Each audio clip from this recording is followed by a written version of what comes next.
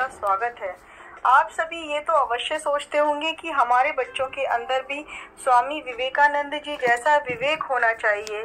Friends, आज मैं उनके जीवन की रियल घटना को आपके साथ शेयर करना चाहती हूँ। उनके बचपन में उनका नाम नरेंद्र था। उनका जन्म 12 फरवरी को हुआ था। उनके गुरु का नाम रामचंद्र परमहंस था। उनको इतना अच्छा इंसान बनाने में उनकी माँ का बहुत बड़ा हाथ रहा है। यहीं पर मैं आपके साथ शेयर करना चाहूँगी कि स्वामी विवेकानंद बनने में पहला योगदान उनकी मम्मी का था। फ्रेंड्स, ये जब की बात है जब विवेकानंद जी बहुत छोटे हुआ करते थे। जब उनकी कॉलोनी में, मोहल्ले में कहीं पर भी कोई भी कथा होती थी तो वहाँ पर अधिकतर बुजुर्ग लोग ही बैठा करते थे। उन्हीं के बीच एक छोटा बच्चा भी हुआ करता था जिसके अंदर बहुत जिज्ञासा होती थी कि वो हर चीज को गहराई से जाने। उनका नाम था नरेंद्र। एक बार जब नरेंद्र ने पंडित जी से प्रसाद लेने के बाद एक प्रश्न पूछा कि पंडित जी, अभी आपने कथा में बताया कि हनुमान जी अजर अमर हैं, तो मैं उनसे मिलना चाहता हूँ, बताइए वो कहाँ मिलेंगे। फ्रेंड्स, जरा सोचिए, विवेकानंद जी को बचपन में कितनी जिज्ञासा थी हर चीज को गहराई से जानने की।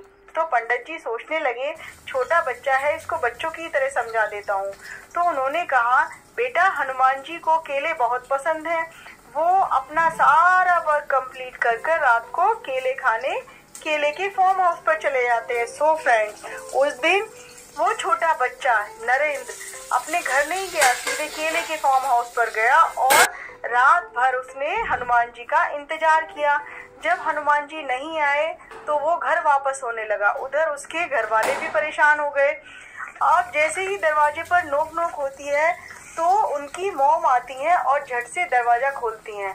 यहीं पर फ्रेंड्स, मैं आपके साथ एक बात और शेयर करना चाहती हूँ कि अगर यदि आज की मॉम होती तो वो गुस्से से पागल हो जाती और बोलती, ये कोई आने का टाइम है, चीखना चिल्लाना शुरू कर देती बच्चे पर, अब तक तुम कहाँ थे। लेकिन पेरेंट्स, उनकी मम्मी ने ऐसा नहीं किया। उनकी मॉम एक सक्सेसफुल पेरेंट्स थी, हैप्पी पेरेंट्स थी। उन्होंने देखते ही अपने बच्चे नरेंद्र के सर पर हाथ फिराना शुरू कर दिया और उनको हक किया, गले लगाया। Within a minute Swami Vivekananda ji अपनी माँ से गले लगकर फूट फूट कर रोने लगे और रोते हुए सारी घटना बताते हुए उन्होंने बोला, हनुमान जी क्यों नहीं आए माँ, हनुमान जी क्यों नहीं आए। सो फ्रेंड्स, उस समय उनकी माँ ने उनके बिहेवियर को नहीं देखा, उन्होंने उनकी बिलीफ को देखा कि वो बच्चा ईश्वर से मिलना चाहता है, सच तक जाना चाहता है।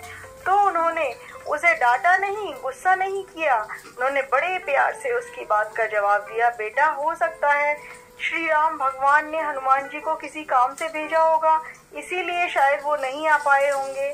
लेकिन अगर तुम उन्हें सच्ची लगन के साथ बुलाओगे तो वो आज नहीं तो कल एक ना एक दिन तुमसे मिलने जरूर आएंगे। And that was a day. जन्म से ही उनकी जिज्ञासा को आग देने का नाम उनकी माता का था। इसीलिए उनकी जिज्ञासा बरकरार रही कि क्या आपने ईश्वर को देखा है, आप उनसे मिल सकते हैं। फ्रेंड्स, इतनी स्ट्रॉन्ग बिलीफ थी उनकी, इसीलिए नरेंद्र जी बड़े होकर स्वामी विवेकानंद बन गए। फ्रेंड्स, आज मैं आपके साथ, आज हम और आप सभी मिलकर उन्हें याद करते हैं।